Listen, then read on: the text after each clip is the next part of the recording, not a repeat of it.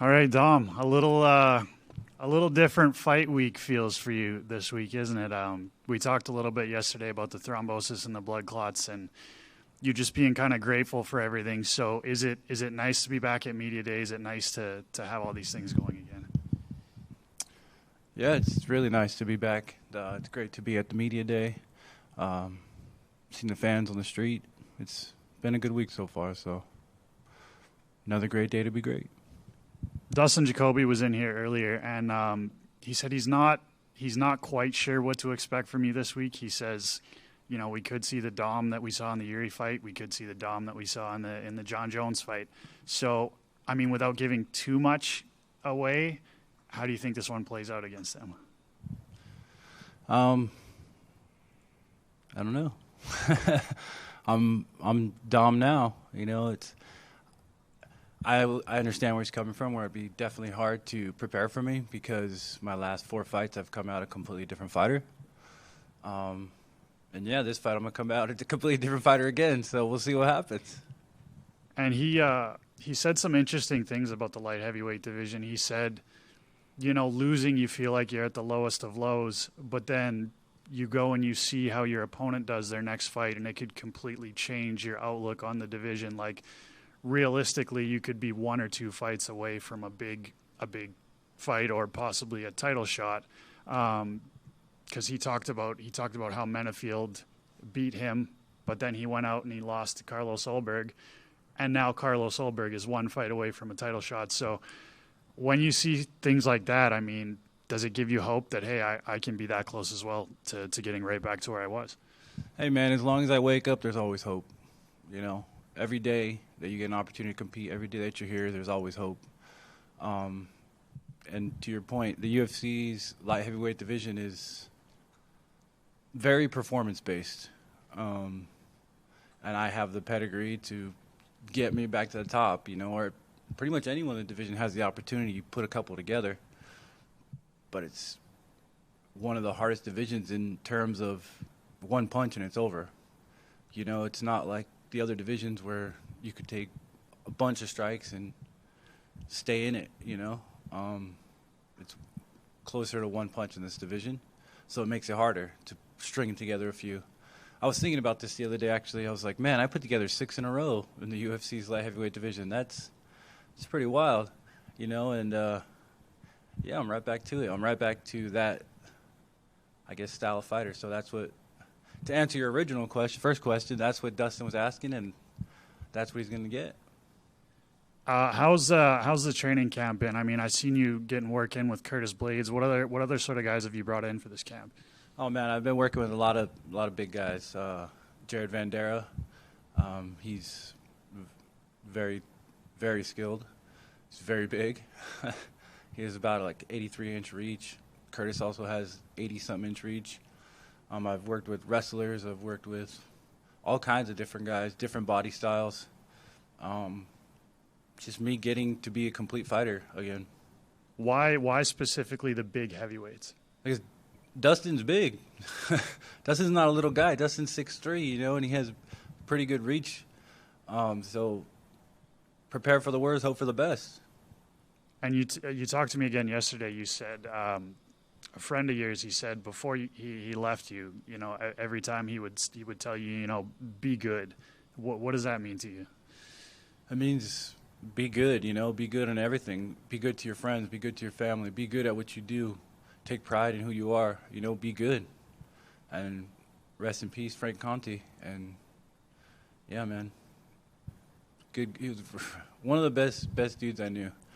And we lost him too soon, but be good was his motto, and I've carried that along with me. And how important is that to you just the fact that you can't take anything for granted, and to not only enjoy fighting, but to enjoy life outside of fighting? You said you're into the dirt bikes, and you've got your other half as well. So how important is that? I mean, this is only a fraction of who we are, and if you let fighting be your everything, you lose a fight and your life feels like nothing. It's important to have balance in other aspects of your life to where the outcome doesn't matter. win or lose, I gave my best performance, and the people I love still love me. My family still loves me. My fiance still loves me. My dirt bike is still going to be there for me.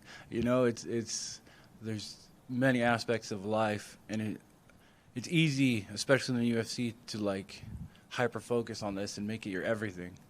But this isn't the only aspect of life, and that's important to be able to separate. And I think it makes performing a lot easier. Now you're always going to be tied to John Jones, obviously because of that title fight. But how important is it for you to establish yourself to sort of this new generation of fans that are coming up in MMA? If you win, you're a hero. That's just all there is to it. Win. That's what this fight is about for me. It's about winning.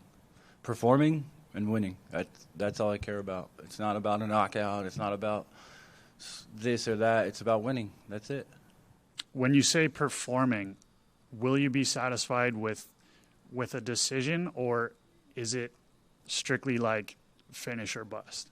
No, it's win or bust for me. And it's not bust. I mean, I wouldn't say it's bust. It's just it's part of growing. Well, I think a big difference between me and almost everybody else in the division or in the UFC is all my losses have happened in the UFC at the highest level against world champions, basically. You know, so everybody's seen my growing pains happen. A lot of guys get in the UFC, they already have a few losses. You know, they got to work out the kinks before they, you know, got to the biggest show. For me, it's happening in front of everybody's eyes. And I'm fine with that. But that's just the reality of the situation. It's not bust for me. It's just growing. And I know it's obviously down the road, but you've seen Alex Pereira. You've seen his style. I've trained with him. How did that go? My last camp was with Alex. How did that go? It went well. He's a good dude. It's a good team. Glover's a good man. Can you give us any details? Did you guys get some sparring together? How did that go? We sparred every week. Multiple times. I'm excited about the future. Leave it at that? I'm excited to fight Dustin Jacoby.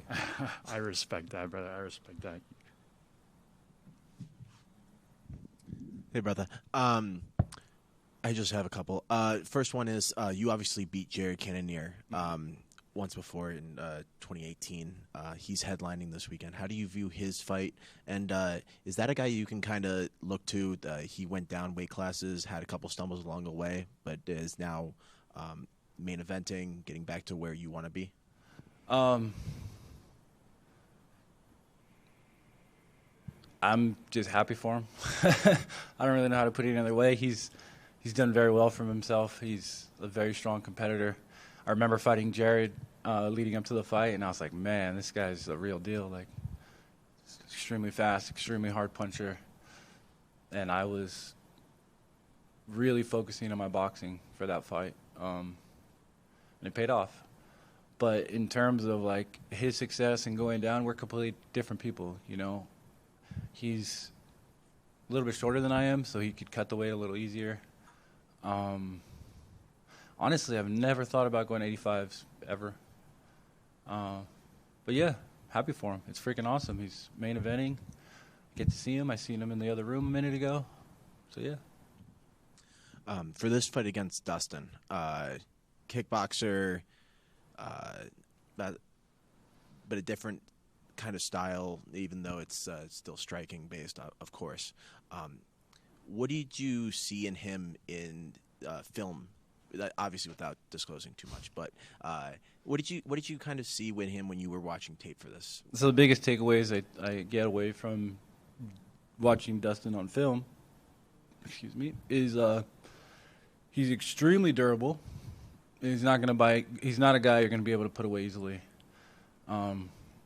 He's athletic. He moves well. He has good feet. Yeah, his pressure is constant. He likes to come on strong in the second half of a fight.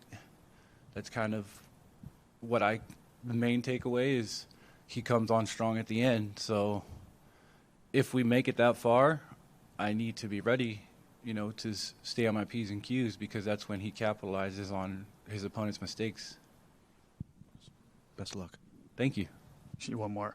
How big of a role has, like, as far as your comeback to the UFC, how big of a role has, like, faith played in it for you? Oh, it's everything, right? I mean, without faith, what do you got?